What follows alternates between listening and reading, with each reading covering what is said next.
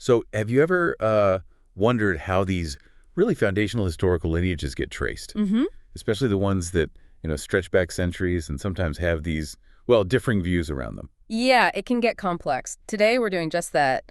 Deep dive into one specific, really significant historical thread. Welcome, everyone, to The Deep Dive. Our whole mission here is to really immerse ourselves in key historical sources. We're looking at one that maps out a major lineage within Islam. Right. We want to pull out the most important bits of knowledge, maybe some surprising insights, too, so you get a solid handle on what can be, a complex history. Exactly. And the main source we're using today, it's quite insightful. It is. It's excerpts from Shia Ismaili Imams, From Prophet to Succession.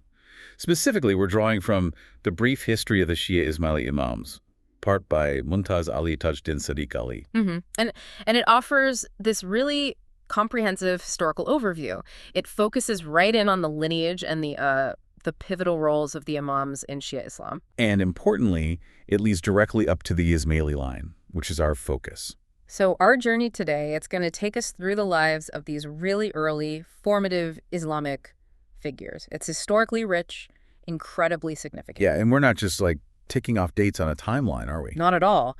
We're trying to uncover how this specific lineage dealt with some immense pressures, political, theological, even existential threats. All to preserve this unique spiritual thread. So as we start, what really jumps out? Well, we have to begin at the foundation, don't we? Absolutely. Prophet Muhammad lived about 571 to 632 AD. Right. And his early life, his lineage, it really sets the stage for this, world-changing prophetic mission. And the source does highlight, doesn't it, the huge opposition he faced early on in Mecca. Oh, absolutely staggering opposition. The persecution was intense. It forced him and those first followers to make some really tough choices. Which leads to that. To listen to the full audio and download this book, please visit ismailibooks.com. Thank you.